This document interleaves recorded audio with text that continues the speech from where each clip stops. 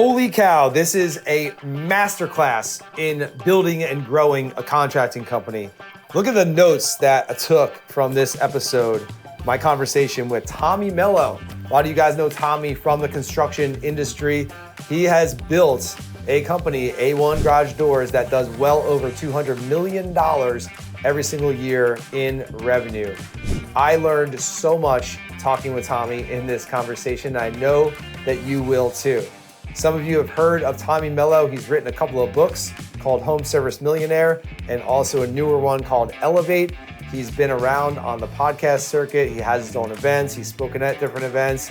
He is someone that's out there continuously adding value and pouring back into the construction industry. So I'm extremely honored to have him today here as our guest on the Nailed It show. This was a 45-minute conversation that flew by. We touched on so many things: leadership, hiring. A big topic in this conversation is hiring and really building your team. 3 keys to a successful business that Tommy dives into. Some of the books that he's reading that help him stay sharp and level up, and a whole lot more. This is an episode where you watch it, you listen to it, you take some notes, and then you take action, not on everything, but 1 or 2 things that Tommy talks about that can really move the needle in your business. So without further ado, let's get started with my conversation with my friend Tommy Mello.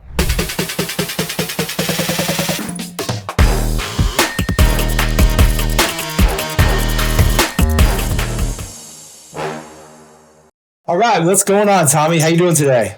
Amazing. I woke up with a little bug, but working through it. Got to go to work. Wait, you didn't call in sick? I should have. I never thought of that. That would have been a great idea. I never thought of that. No, I'm not endorsing that. I never thought about that either. But when you got a lot going on, there is no calling in sick. You just kind of figure it out, right? You got to persist through all this stuff, and there's very little days I've ever taken sick unless I feel like I'm going to get somebody else sick. That's the only time I work from home. Yeah, I hear you. So as I was doing the intro, I didn't know really how to introduce you because I know you got a few different things going on. So how about I just let you do that, because obviously you know yourself best. So give the audience a little bit of a background as to who is Tommy, kind of background, businesses, books. You got a lot of cool stuff going on these days. Yeah, thank you for the opportunity. I grew up in Michigan, and I shoveled snow, mowed lawns. When I was 12, I started washing dishes. My mom and dad got a divorce when I was 7 years old. Learned a lot in life young, but I made the best of it. I got 2 Christmases, 2 birthdays. They really did a good job of helping me grow up, and I felt a lot of love. And I always knew I was going to be an entrepreneur. So moved out to Phoenix when I was 16, graduated a year early. I was bartending, flipping cars, you name it, just had the entrepreneurial bug, and decided to get into the garage door business. I started painting garage doors for a buddy of mine, and I could paint 10 doors a day on the weekend, so I could paint 20 doors Saturday and Sunday. Bartending, bussing tables, you name it. I had a small landscape company, and I kept meeting with these garage door guys to pick up the paint samples and realized this might be an industry I want to pursue. So I did a ride along with a buddy of mine that was in the business. We decided to go out on our own in 2007. And if there could be a mistake, there was a mistake. I mean, Murphy's Law. If it could go wrong, it did go wrong. In 2010, I bought him out, figured out a lot. I had my mom and stepdad come work for me. They moved from Michigan in 2010. 2014, I found an amazing integrator, Adam Cronenberg. 2017, I got onto Service Titan, as well as hired Al Levy. And that's right around when my first book came out, The Home Service Millionaire, how I went from $50,000 in debt to $30 million business. And really did great about hiring for my weaknesses. I got really involved in reading books and just slowly began to correct some of the things that were going wrong. And we took on a partner late December of last year, so 2022, and it was a great outcome. I'm pretty much the largest investor in the company. I own over 46% of the business still, but we were able to build 25 millionaires in the process with an equity incentive program. And I'm still the CEO. We've got an amazing company called Tech. And I wrote another book that just got released in the last couple of months called Elevate, Build a Business Where Everybody Wins. and putting out a lot of great content. Just built a new recording studio. Having a lot of fun, just showing up. I'm extremely busy. I've been speaking a lot. I've got the podcast, The Home Service Expert, and I've got something coming late this year. It's going to help all home service companies out. So really excited about that. That's it. That's it. Yeah. All right. Dude, that's awesome, man. Lot going on there. I'm just taking down notes as you're talking. You mentioned you hired an integrator back in 2010 or something like that. Are you speaking my EOS language? Is that you guys follow EOS or you just use that? So I read the book. I read it way after I realized I had one. I've had Gino Wickman on my podcast. Mark Winters came on the podcast. I definitely am not an EOS full blown. I've got like 8 books about EOS. I understand your big rocks and I speak the language, but we basically took a lot of different things from Traction and different books and made it our own. We've learned a lot from like Al Levy in particular, Ellen Rohr, but I've been able to have a lot of great people around me that I call friends, but they're more of a mentor. When I got rebranded by KickCharge, which is Dan Antonelli, that changed the game. I didn't realize how important a brand was, and that happened about 4 years ago, so 2019, 2020. And slowly began to learn the success leaves clues. So I started hanging out with a bunch of HVAC companies that most owners have private jets.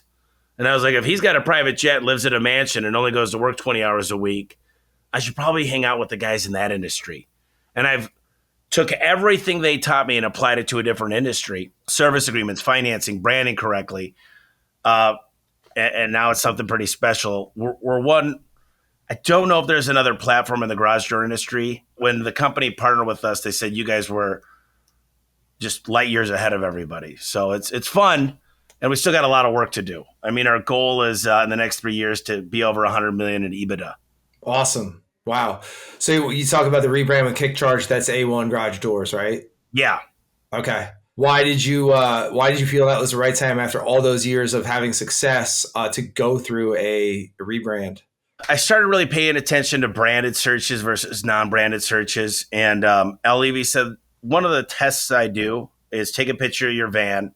We're going to put it in black and white, a black and white photo. And I want you to see if your brand pops out at you. And I looked at the picture of the van. I'm like, this sucks. And I called Dan Antonelli, and he's like, oh, boy. He's like, we knew each other, but we really got to know each other well. And he's like, I don't even like the name A1. I'm like, well, I'm not changing that.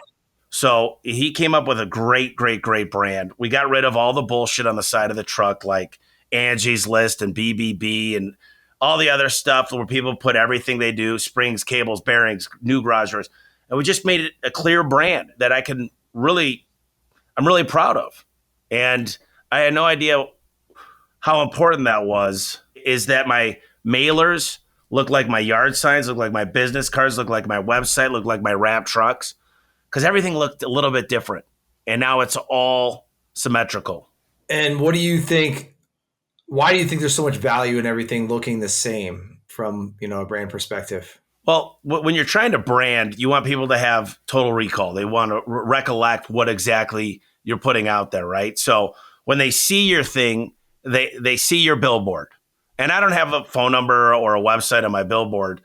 It's just supposed to make my brand pop out. It's supposed to make people recall me when they have an issue.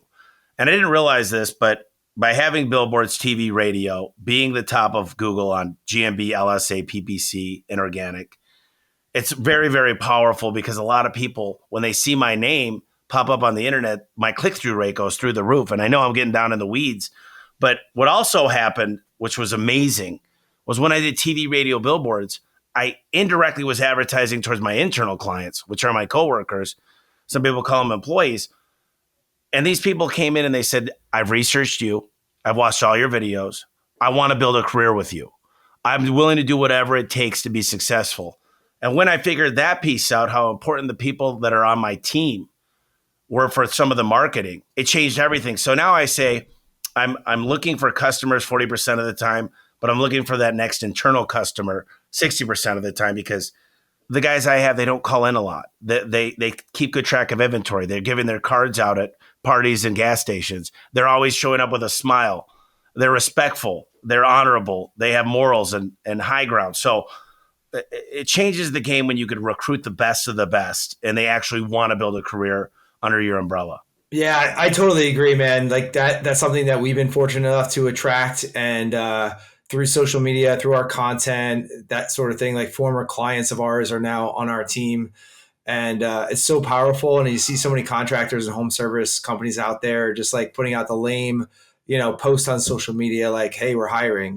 Make 100 grand or make 50 grand or whatever it is," and that is like their strategy, right? So I try to get people as much as possible to like start like you're marketing for customers, you're marketing for team members, and like these other things that you can't even think about right now. So that's huge. I hope more companies really embrace that because turnover is huge, right? Like that's a huge expense. It's a huge problem. So you can find those right people and be able to keep them and they can continue to grow with you. Like that's where you really see some magic happen. When I learned to hire for personality over hire for talent, when I learned to hire somebody that could tell a great story, that's always smiling, the right eye contact, the right tonality, great relationship with their family, who tell their family what their goals are, and they have accountability within their homestead. When you figure that piece out and you could build technicians, we've got a training center. We could handle 100 technicians a month. We've never got to that point yet. But the training center is all about learning about these things. We'll teach you the technical skills. We'll teach you how to use Service Titan, and we'll teach you how to do the job because we've got checklists, we've got standard operating procedures, we've got all these things dialed in. But when you hire great people instead of taking a technician from another company, it changes the game. Period. It's unbelievable when you could train a guy that had zero skills in the garage door industry that'll actually produce $1 million that year.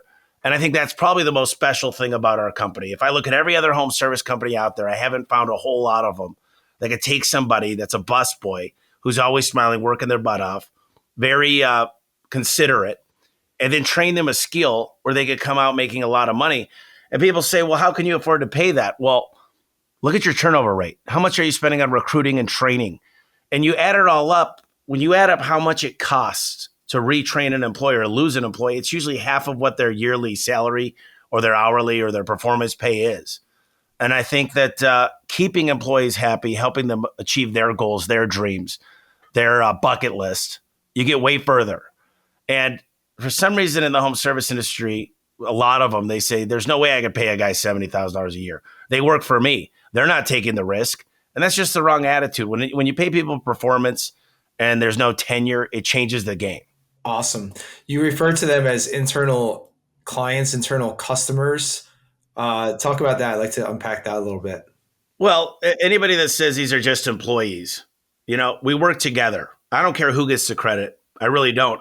I want to succeed. And, we have a responsibility as business owners to be profitable.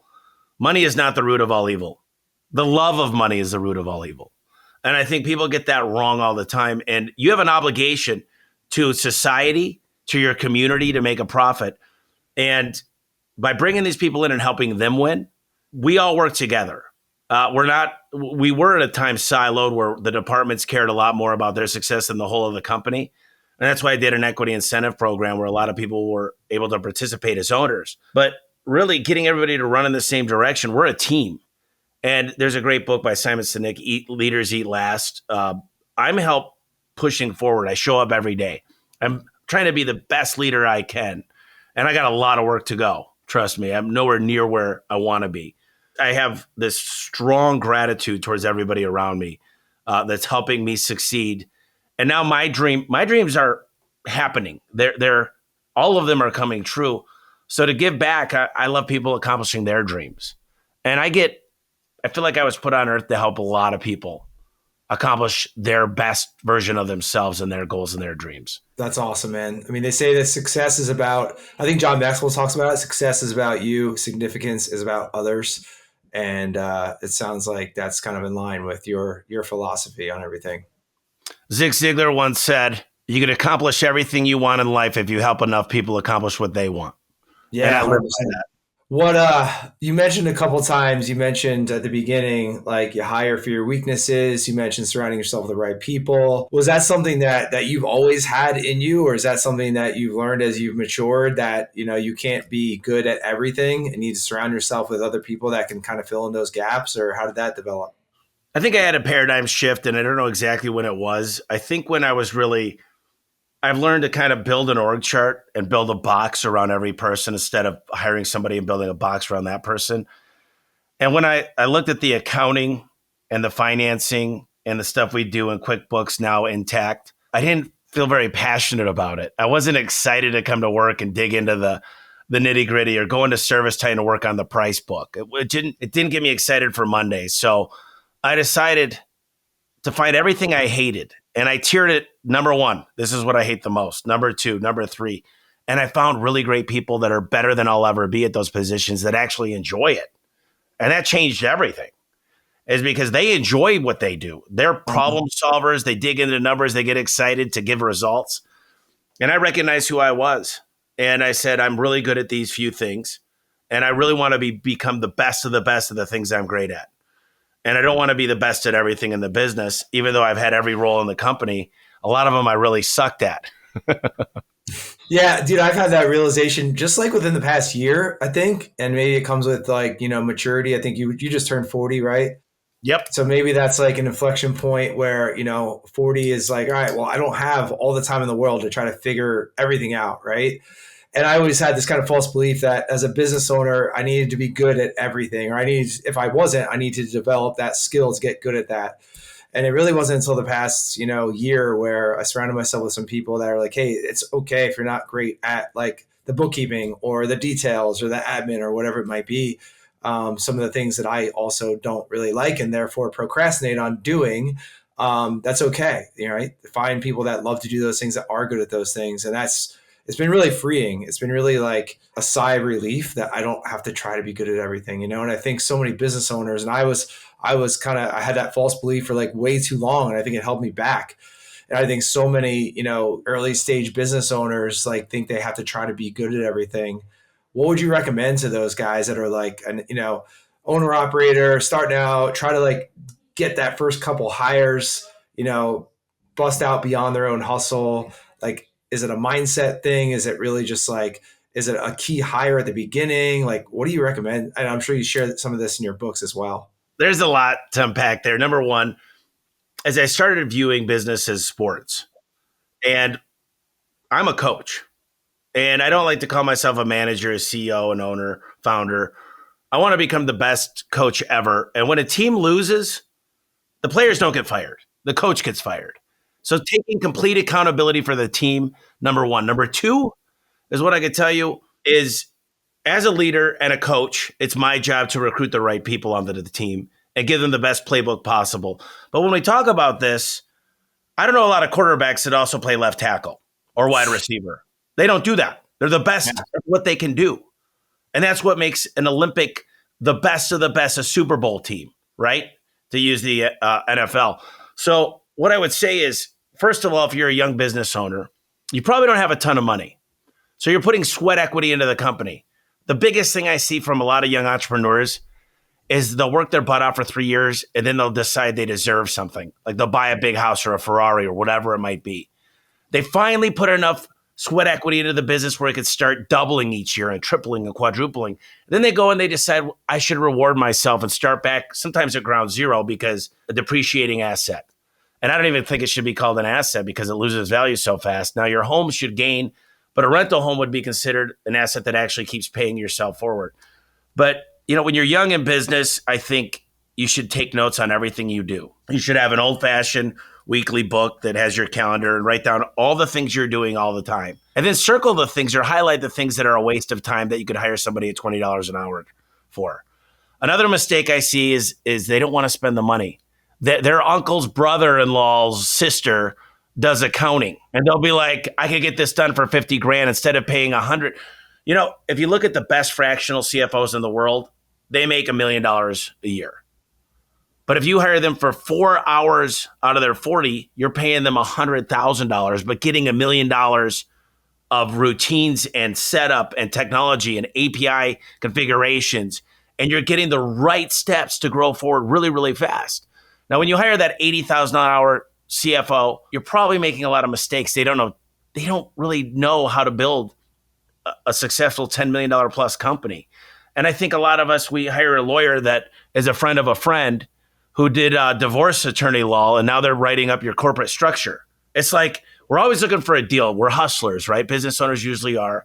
And that's one of the biggest mistakes is we hire people because they have good results at another company. But that doesn't mean they'll be good for your company. There's a lot of mistakes that a lot of young entrepreneurs make. And the problem is if they're not doing it, it doesn't get done right because they haven't learned delegation. They haven't heard writing down a manual and training people. When I played football, we played 2-a-days. We practiced twice a day to play one game. So we practiced 10 times to play one. In business, we say you're going to follow this person for 2 weeks, and then you're out on your own. Then you're going to have to figure out how to do it for the rest of the time that you're with this company. We double down on practice all the time, whether it's role play, ride-alongs, coming back to Phoenix to go back through training. Is if you don't live in a world that accepts change and you're not always coaching and always paying attention to help people better their best. I don't care if you're the best in the company. I care that you're better than you were last week and you acknowledge the fact that you need help and that we're working on your goals together. You told me when you figure out the root of what people want, and it's very specific. It's not just I want more money and I want to be happy. It's I want to own a house in 18 months. I want to go on a 10-year anniversary with my wife and bring my kids along, and that's 10 grand. I want to go on this golf trip with my dad, and I need to save up for that. I want to have 2 rental houses in 36 months. It's a lot easier for me to say, listen, here's what needs to happen today, this week, this month, this quarter, this year. And when I'm talking to these people, it's not a hard conversation. I'm trying to give you everything you've asked for and hit your timelines. So this has to happen at work. And you've got to have a lot of help at home to make sure they understand why you're working this extra shift or this extra job or whatever it might be. And when everybody's aligned perfectly, it's so easy for people to succeed. But they got to have a plan. They got to have a goal. They have to have a destination. And it might be that house. And it's not the infinite game. It's just not about winning one thing. It's about having a life. There's no win or losses in business. It's supposed to be ongoing. And Jim Collins says, build a business built to last. Is you build a business that could succeed without you. Because if you want to sell to a company and say, they need me. These guys need me when I'm gone. That is selfish. It means you built a business that's going to fail. That like if you retired and you said, they need me so bad I need to come back in. Well, you didn't do a great job. Because if the business depends on you, that's not really a business. And it's not worth as much money. Wow. There's a lot there, man. You're inspiring me to like dig in deeper with my team members. I don't call them employees either, really, to figure out what they want. That's so key.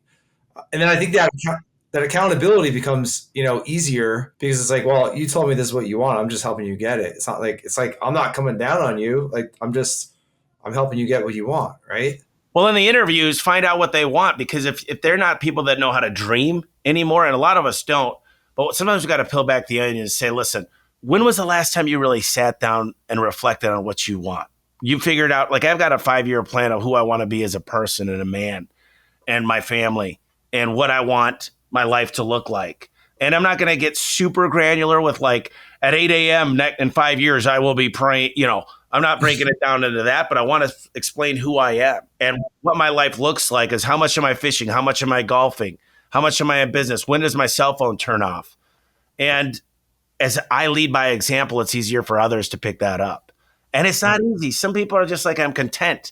And content is the worst thing you could ever be. Everybody that I work with, they want more. And they've always asked for more. We teach them, go for no, ask for more. It's not always easy. I'm like, listen, I've had to build some new plans. We built a service agreement plan. They take a little piece of that each month. It's an annuity for them. We brought in a 401k. That's helping them out. We brought in, if you recruit somebody, you make $1,500. So I've got other ways for them to make more and more money. That's really just performance pay. If they go recruit 10 people a month, that's 15 extra G's a month. So they can never come to me and say, I'm not making enough, because they all make 6 figures. But I give them ways to make lots and lots of more money. That's awesome. That opens up my paradigm, because everyone wants that career progression, right? But there's not always like a seat for someone that at that next level, right? So I like that. I like that idea of giving them other ways to grow, to advance, to make more money. Yeah, that's great stuff. You held up your book there. You want to talk? You're going to mention something about that, or you want to talk about that in general, or? Well, yeah. The whole point of Elevate is build a business where everybody wins. Is it really? You want everybody around you to win. My vendors, I want to know their 3-year plan and their 5-year goal. I want to understand it, and I want to help them. If they're struggling in a certain market, A1 will go into that market and they'll take more market share. If they're not getting the right product mix, I'll help them get the product mix to their high-end products. If their goal is to grow in Northeast, I'll start going into those markets because we want them to win. We want the employees, which the coworkers, which we talked about, we want these guys to feel like they're winning all the time. They're accomplishing their goals. They're stronger relationships, soccer practice for their kids, making it home for dinner. So making them the best version of themselves. I want to win, so I'm included. And the customers, my clients, win. They got to feel like they got the best service the same day they wanted it, and they've got the door of their dreams. So if you really think about it, business doesn't need to be a win-lose situation. Everybody should win. And that's the basis of the book, is figuring out a way to make sure that everybody around you is winning. And there's nobody that feels like they got the bad side of the deal. Right.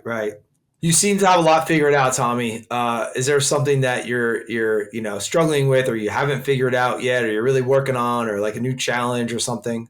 So, I had a rather decent size chunk of money hit my account in December, and I needed to kind of figure out what life looks like. About a house that I've always wanted to be able to bring the private equity guys and the different management and leadership. We hang out at the house a lot. And I like hanging out in a place where we can have a lot of fun and we can enjoy ourselves. We bought a house in Idaho too that we're building. We're really working through now is, how do I 10x my efficiency? So I'm hired a nutritionist. I've got my blood tests done. It has to do with your gut, your hormones. It has to do with your adrenal glands, your mental acuity, your sleep. So I'm really figuring out how to get into the perfect physical shape, because there's two things I can't buy.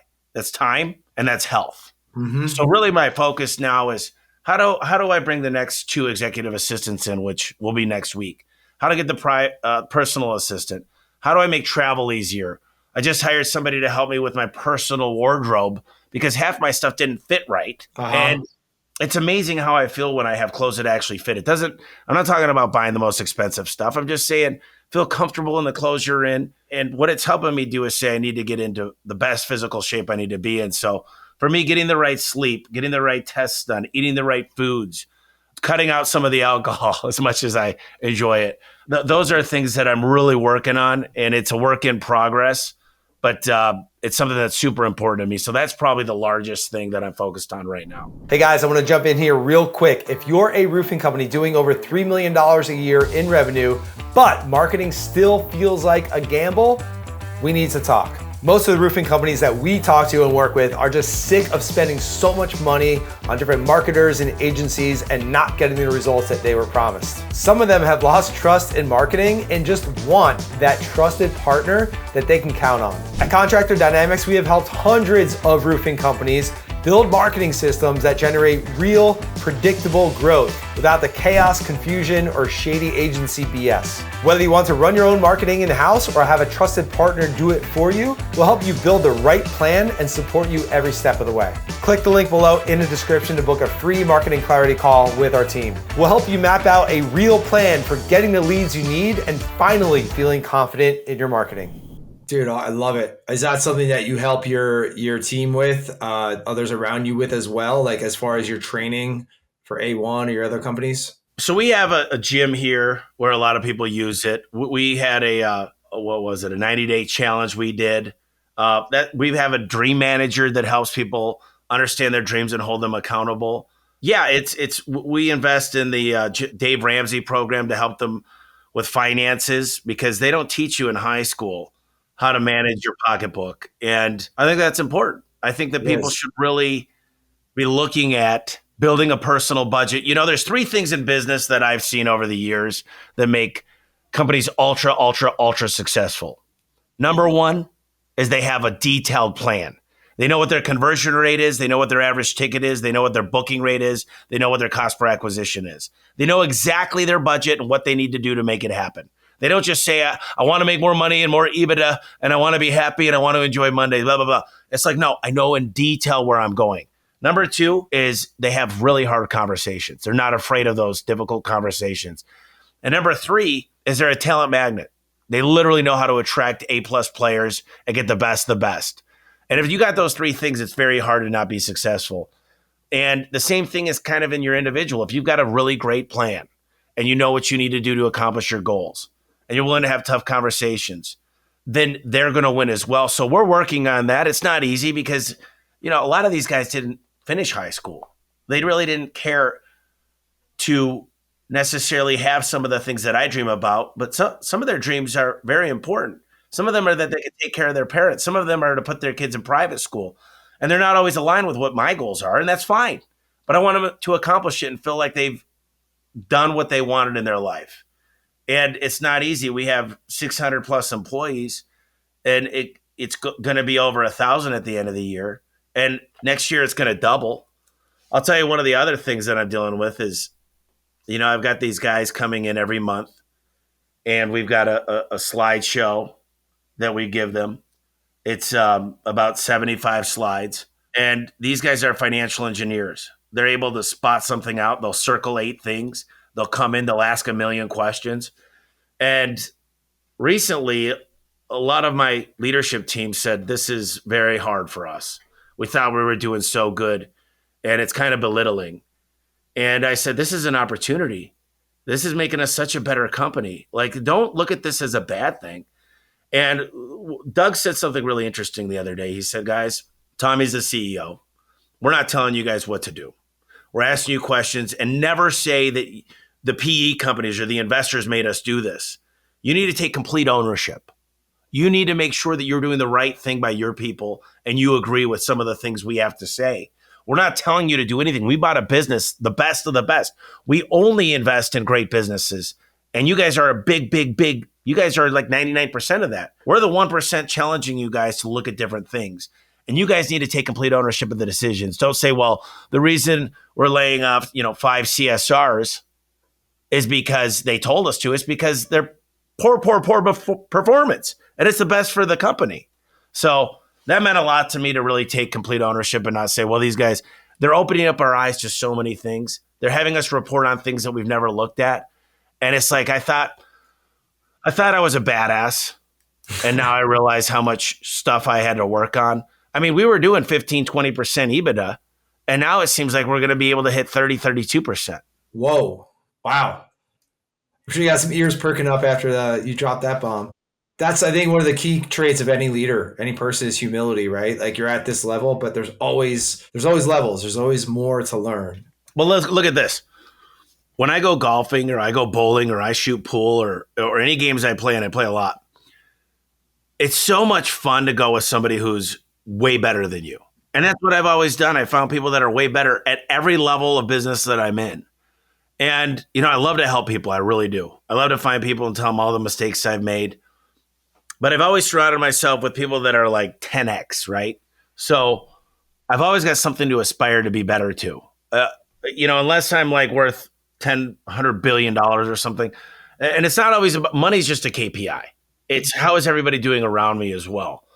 Because I'm not stepping on toes all the time, talking behind people's back to get successful. I never want to have to look over my shoulder and say, I really did that guy a discredit or that gal a discredit. I'm focusing on making sure that everybody's winning around me. And it's amazing whether you believe in karma or whether you believe in Jesus or doing the right thing, but it all comes back full circle. That's huge. Bringing it back down to, not down, but bringing it back to the contractors, the home service pros, leaders that are, they're doing a few $1,000,000 a year, whatever it might be. They're like, dude, all this stuff that Tommy's talking about right now sounds amazing. Like, that's where I want to be. I want to be operating in that CEO seat, that visionary seat. But I feel like I just don't, like, how do you find the time to do that, right? Like, I just don't have the time I'm too busy, like, with the urgency of the day, putting out fires, this, that, and the other thing. How do you manage your calendar? It sounds like you've got obviously an amazing team around you, but what do you recommend to those people that are like, I just need to get out of my own way so I can work on some of these things? Well, like I said, identify your weaknesses. You got to get super organized. You need to understand and plan your day the night before. You need to have, if you're not good at organization, you might have ADHD like me and almost every business owner, at least slightly. You got to have somebody around you. An executive assistant is a great person. And it's going to take some time because to be able to trust somebody, you might say, well, they screwed up they booked me a 3-stop ticket to go to Florida and I would have flew straight there. Yes. But did you show them how to do it? Did you use the 8 steps of delegation? And I have those right here. And a lot of people, they never understood how to delegate. I learned this from Al Levy, but here's what needs to get done. Here's why it needs to get done. Here's what you have available to get it done. Here's the priority assigned to it. Here's when it needs to be done by. Here's the meeting to schedule the progress being made. Here's the consequences and rewards if not done. And did the task get done? And what opportunity do we have for feedback? And did they sign off on it? A lot of times I see business owners and management that they never really delegated correctly. They just said, why didn't you do it like me?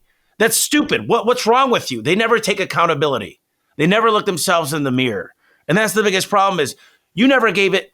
Why did the guy get hurt on the job? Why was he doing it like that? Show me his training that he was able to do it 10 times in a row perfectly your way. Do you have a manual that shows to not get tattoos over the side of your face that says F you? Probably not. We have a manual that says that. No facial tattoos, no knuckle tattoos. Where did you have them read out loud what was expected of them, how they get paid? What happens if their truck breaks down? What happens? So we look at these people around us and say they're failures when we're the failure. We didn't explain it. We didn't train on it. We didn't make sure they understood it correctly. And so I think the biggest problem for young entrepreneurs, young in business at least, as it could be any age, right, is we expect no one else is going to do it like us. Well, what if people let's just use grade point averages. What if we're a 4.0 in our business? But what if we get a bunch of 3.0 people that could get way more done in a day? No one's going to do it exactly like us because they might not care as much. And that's why I have the equity incentive program, performance pay, great bonuses that matter about the big things. And I think that people just say, here's another big problem is I'm not getting enough leads. Everybody's going to blame their marketing company, but have they looked at their conversion rate? Their average ticket sucks. They're not answering calls nights and weekends. Their Google My Business page shows open from 9 to 4 p.m., closed on weekends. Like, take accountability. Right. Well, it's on you. What are you doing to grow your business? Who are you out there meeting? No one's going to do this for you, or they'd have their own business. So until you understand that you are the business when you're smaller, for sure, that you've got to hustle harder than anybody. But it comes back to David and Goliath. As a smaller company, you could go ask some of your clients for 4 reviews. You could get video testimonials. You could do more. There's a big advantage to being smaller. You could pivot faster. Mm-hmm. So I see a lot of people with a lot of excuses as it's easy for you to say. No, it's not, because I was the one guy in a van. I've done it. I've been where you're at. An excuse to say it's easy for you to say, you have no idea. I'm in a bad market. Or, it always is raining here. Or it's tax season. Or Obama, Biden is screwing us over. Whatever it is, you see the people that always have an excuse. And then you have people that'll take ownership and say, listen, this is on me and I'm going to get better. I'm going to solve the biggest thing in my way first. And then I've got a second thing and then a third thing. And it gets really hard. Those few first hires are going to help navigate everything for you. Jim Collins says also, get all the right people on the bus and then decide where you're going. And another thing I see is people don't dream big enough. They don't have big enough goals. If you want to hit $100 million and you fall short and you're at 40 million and you were at 20 before, you just doubled. But some people say, I really want to just get to the point where I'm bringing in $5 million of revenue, hopefully 20%, 1 million bottom line. Well, shit, that's not a big enough goal. I mean, that's not going to help you really break through some of those ceilings that we have. Dream a little bit bigger is all I'm saying. What's that? Dream a little bit bigger? Dream a little bit bigger. Yeah, absolutely. The whole thing you mentioned about like travel and like an executive assistant, I'm 45 days into a new executive assistant and we're working on things together. She's doing great. And it's funny you brought up the travel things. We actually went through the exercise of doing that yesterday. I have a trip in a couple of weeks. And I was like, hey, do some research. Here's what I want. Here's some options. Like, here's what I normally do. I want to see like kind of what you come back with, right? And in the meantime, I did my own travel research like I normally do. And, we compared notes. And I was like, all right, well, you recommended this, that, and the other thing. I recommended this. I was like, here's some information that I had that I didn't really give you. I didn't think to share with you. So now kind of my preferences for next time. So having that understanding that's not going to be perfect the first time, but you have to be open to giving feedback and not criticizing, but saying like, hey, I want you to succeed. I want this relationship to work out. I want the company to succeed. And therefore we need to have those open conversations. That's something for me that has been a game changer, just being willing to like give kind candor, as Gary Vee says, or feedback, or whatever that might be? How do you go about that? Well, here's what I would do. If I actually had my own style of doing it, first thing I would do is say, I'm just going to record.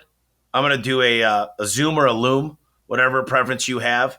And I'm going to say, I'm just going to call it Margaret. I don't even have, I don't know a Margaret, but I just made that name up. Good safe one there. So, so Margaret, here's what I'm going to do. I'm going to log into this account. I'm going to go in here. I'm going to make sure my TSA number is in here. This is what I do first because I've gone to the thing without the TSA, and then I got to go through regular security. So that's what I'm focusing on first. Next thing I do is I'm always going to see if there's a direct flight. Now I go to these 3 different websites. Now here's the thing about this website. You got to make sure you click on this button and look at this. This is one of the things I do.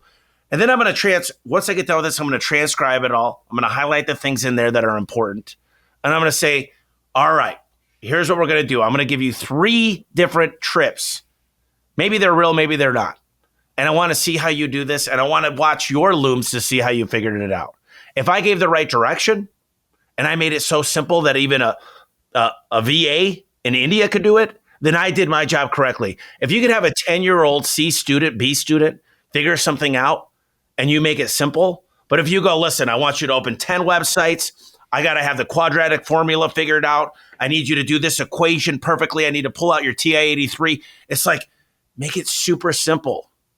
Keep it simple, Simon, right? Yep, there you go. There's a lot of info. There's a lot of good content out there. There's a lot of content in general on social media. There's a lot of, gurus, people giving advice, coaches, things like that. Do you see things that like you repeatedly say, man, like that's bad advice, or like I wouldn't recommend that? Like things that are kind of commonly accepted out there that you kind of disagree with, or you think that people should really understand at a deeper level a little bit better? Well, first of all, almost every entrepreneur I know has no clue what tax law, what you're able to do. Accelerated depreciation when you buy vehicles. They don't understand cost segregation studies. They don't understand the Augusta tax rule. They don't understand. They don't have a right tax advice. And that's one of the big ones. What I say, a lot of gurus out there, a lot of them are not real. A lot of them would rather become an influencer and a guru coach than actually make it into the real world. So if you're going to follow them, make sure it's real. I'm in the fight every day. I'm talking about real life experience, and I'm very vulnerable about what I suck at and what I'm working on. And if someone follows me, I'm just like, listen, I've got a lot of advice, but I've got a lot of things I made mistakes on, and I share them equally. And I just see all these guys popping up everywhere that I know for a fact they're not successful. I know that they're out there, they're having their big seminars, and they're barely breaking even in business. And they'd rather work on this seminar shit than make it in the real world in their own business because they think it's easier. And then they're out there giving all this advice when they weren't able to create it themselves. It's like when I went in my master's program, I had guys with tenure versus the guys that made it in the real world and came to teach. The guys that came back to teach, I sat in the front row and I was taking more notes, and I take them out to lunch, and I'm bringing them apples every day because that's what good students do. And I was like trying to do everything I could to extract information. And then you go to the guys reading out of the book, looking at case studies and bullshit. And I'd be in the back going, this is just something I need to get through. So I just be very, very careful who you're taking advice from, because what does everybody want to do? I want to open an e-commerce site. I want to work a 4-hour work week. I want to spend more time with family. You hear all the same shit. What if I told you this is not easy? It's gonna be a lot of struggle, a lot of relationships. It's going to be a lot of hard work. There's going to be a lot of 80-hour work weeks, but you're going to get what you deserve eventually. A lot of people spike it right at the end zone. They're right about to hit success. They're 3 feet from gold, and then they blow it. And I just take perseverance. I wear blinders. I'm focused on the race. I've read the book, The One Thing, to don't get sidetracked and go at every shiny object and get all these ideas. I think most entrepreneurs, we just get way too many ideas. Hey, I could be good at that. I can make money at that. I should buy a bar. I should invest in that. Oh, that would be amazing if I could get that lake house and have an Airbnb. What if you just put all your eggs into one basket? It would overflow into hundreds of millions of dollars, hopefully. I mean, it's worked out for us. We were doing just short of 30 million and got a very, very, very, I think it's a record of our multiple. And, I never have to work again. The interest alone pays a couple $1 million a month. But I'm just getting started. I'm in the fetal stages of what I'm working on. Yeah, I love that. I love that. Yeah, the One Thing's a great book, Essentialism, a similar book. Yeah. And I think Yeah, one of the quotes from Essentialism is that you can do anything, but not everything, right? And I think so many people want to do everything. They're chasing shiny objects. You've got to pick and choose, right? So I agree with the focus there. I want to kind of wrap this up. I know you've got a lot going on, Tommy. What are you excited for? We're recording this in early May 2023. What are you pumped for this year? I know you talked about a few things so far. You've got your new book out. Tell people where they can find that sort of thing. So a few things. Number one, the book is elevateandwin.com. I got a lot of great feedback on it. I'm working on a couple more books, but elevateandwin.com. And I think you'll really enjoy it. It's a quick read. It's got, I really do. I put a lot of time into it. I'm working on another book along the lines of the power of ADHD. Okay. And then I'm going to write another book that everybody keeps asking about is how do you do an equity incentive program and let people have ownership? How do you come up with performance pay? How do you build a solid budget? So working on that. I got to tell you, I'm excited about the house in Sandpoint, Idaho. I'm excited to be able to bring the coworkers up there and have retreats. I'm excited about I'm building a basement, 6,000 square feet with a wellness center, a golf simulator, a movie theater, a bar room, a pool table. It's going to have ping pong. It's going to have everything. And it's just going to be fun because that's the best moment of my life is when I invite my buddies over and Bree's got all of her friends over. We just go swimming and have fun, putting a lazy river in the backyard. But I'm just excited that I get in the help I need. I mean, from every angle, whether it's a nutritionist, my personal trainer, the people helping me figure things out that are just, they have my back and my best intentions. And it's allowing me to help others. And believe it or not, I've got coaches all the time. I'm getting more help probably. I've always got 4 coaches going on at once. And sometimes it's physical, sometimes it's mental, sometimes it's advice. But also, I got the podcast, The Home Service Expert. It's just, I interview a lot of owners, people, accountants, CFOs, best-selling authors. And then I've been doing a lot on TikTok, Instagram, on official Tommy Mello. And that's been really, really fun because I'm making content. And at the end of the day, I think there's an opportunity that I can help out a lot of business owners. And what it's about is just sharing. It's weird because everybody, you've heard there's no such thing as a free lunch, but I'm not really asking anything in return if I can't help people. So that's my story. Man, that's some cool stuff going on. My college roommate has a place in Sandpoint, Idaho, and he's always posting pictures. It looks freaking right on the lake. It looks amazing. I've never been, but that's cool. We'll have to go there. We'll have to. So we're just getting started here in 2 months. It's going to take 2 years, but I bet it's just a dream come true. And I don't really get excited about the house. I get excited about the special moments and the relationships going to get created there. Yeah. I love that. Let's wrap it up, man. You could spit wisdom for hours. And I know that you do in your podcast, your books. We'll make sure that we link to everything below so people can check you out. People want some more Tommy wisdom and juice. Like, what's the best place for them to start? Social media, website, book. Like, what do you recommend? Yeah. Elevate and Win is the book. I would say if you like TikTok, Instagram, official Tommy Mello, join the group, The Home Service Expert. There's about 7,000 people in there that we share all kinds of stuff all the time. We're tripling down on that. And the best piece of advice, real quick, that I could tell somebody is if you really want to be successful, fly out to someone's shop that's in a great industry, whether it's air conditioning. If you want to come to my shop, I have visitors twice a month. And you could actually feel the air change. You could see productivity. You could see what's going on. And success leaves clues all over the place. And interview the COO, talk to the CFO, talk to the VPs, talk to some of the technicians and CSRs and dispatchers. Because once you see it, it creates a much clearer vision of what you need to build. And a lot of people just want to pay it forward. So just all you got to do is ask.